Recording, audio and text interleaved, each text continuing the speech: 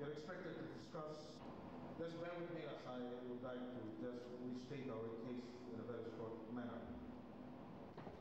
All are safe, and it's really accidental on our part.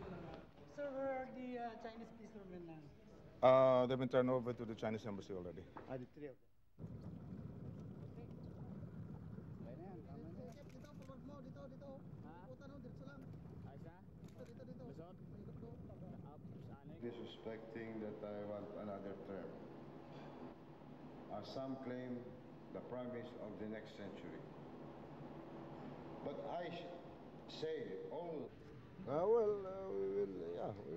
willing to apologize if it's our fault, no?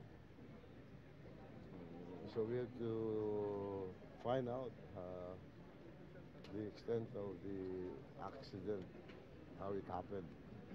Because they were fishing inside the Philippine territory. So we have to study whether to apologize or not for that unfortunate incident.